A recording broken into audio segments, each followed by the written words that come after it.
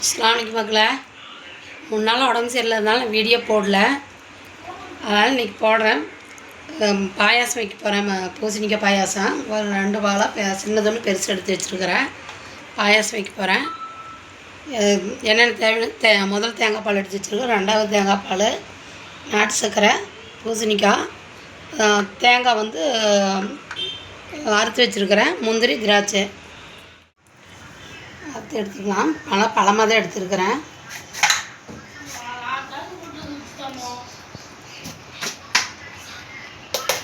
பாருங்கள், இதுமாதிரி பொடியாக அறுத்து வச்சுருக்க மக்களை போட்டுக்கலாம். திடீர்னு வந்து முந்தானே நைட்டு வெள்ளிக்கிழமை நைட்டு வந்து நைட்டு 1 மணிக்கு எனக்கு படபடப்பு வந்துடுச்சு. பெருசு அதிகமானதுனால நைட்டு 1 மணிக்கு ஆஸ்பத்திரி கூட்டிகிட்டு போச்சு எங்கள் பேத்தி. கூப்பிட்டு போனால் அங்கே போனால் இசிஜி எடுத்தாங்க. இசிஜியில் வந்து எனக்கு வந்து ஹார்ட் வந்து வீக்காக இருக்குதுன்னு சொன்னாங்க.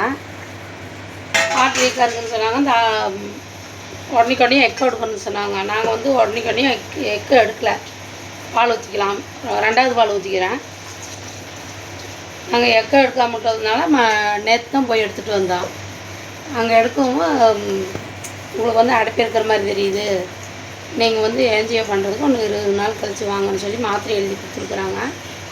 அதனால் நான் மாத்திரை சாப்பிட்டு அதனால 3 நாள் வீடியோ போடாது போயிட்டேன். தடுப்பில் வச்சுக்கலாம்.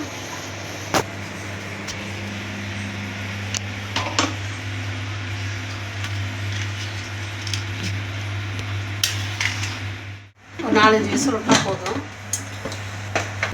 பாவு காய்ச்சிக்கலாம்.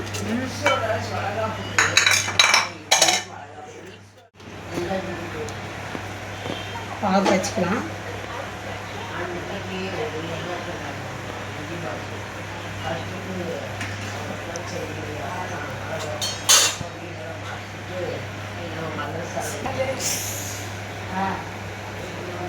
சுமார் கொஞ்சம் மட்டும் தண்ணி ஊற்றிக்கலாம்.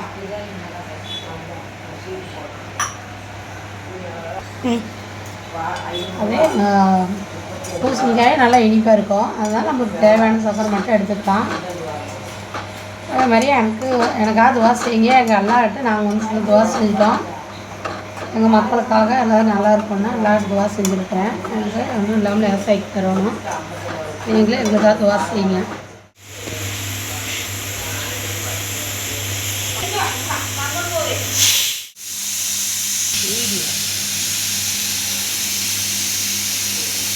விசில் அடங்கிருச்சு, எடுத்துக்கலாம். வெந்துருச்சு. நம்ம அதுலேயே கரண்டிட்டு நம்ம மசிச்சு விட்டுக்கலாம். எனக்கு வந்து பசுமால் கிடைக்காததுனால நான் வந்து பசுமால் ஊற்றினா நல்லாயிருக்கும். அது கிடைக்காததுனால நான் தேங்காய் பால்லையே நான் போடுறேன்.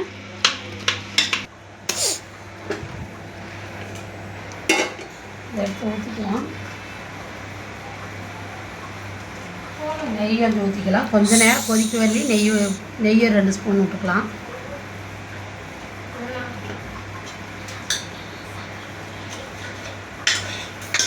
பாருங்கள், நல்லா மசிச்சிருச்சு. நம்ம அதை ஊற்றிக்கலாம்.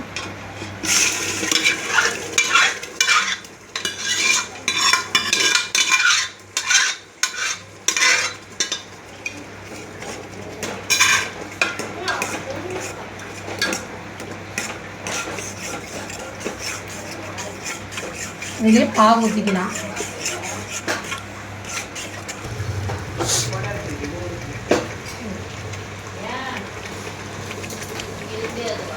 பாவு வடிக்கலாம். ஆனால் தூசியெல்லாம் இருக்கும்.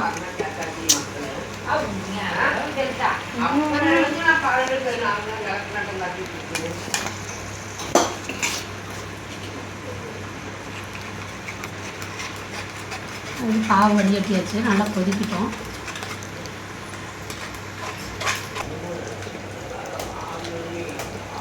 ஏலக்காய் பொடி போட்டுக்கலாம்.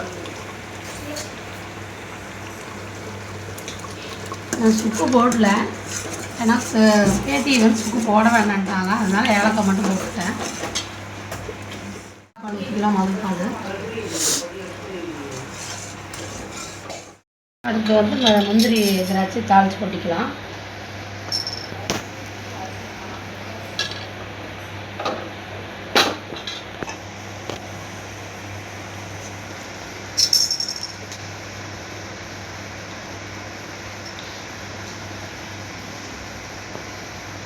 தேங்காய் போட்டு வறுத்துக்கலாம்.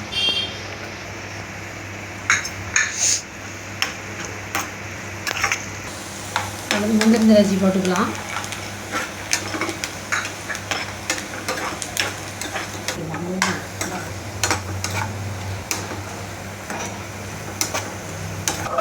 முந்திரி திராட்சை வெந்துருச்சு. எல்லாம் வந்து நம்ம எடுத்து அதை ஊற்றிக்கலாம்.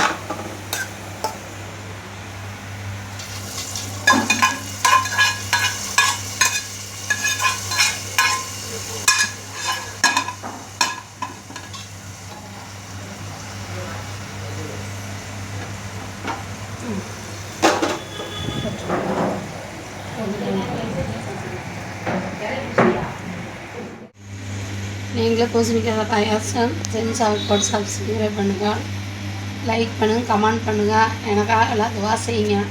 என் குடும்பத்துக்கு நான் மட்டும்தான் இருக்கேன். என் குழந்தைங்களுக்கு என் வீட்டுக்காரரும் இல்லை. அதனால் என் வீட்டில் எனக்கு சொந்த பந்தம் அந்த அளவுக்கு உதவி இல்லை. ஆனால் என் மக்களுக்கு பேர் குழந்தைகளுக்கு மருமகளுக்கு நான் மட்டும்தான். அதனால் துவா செய்யுங்க எனக்காக.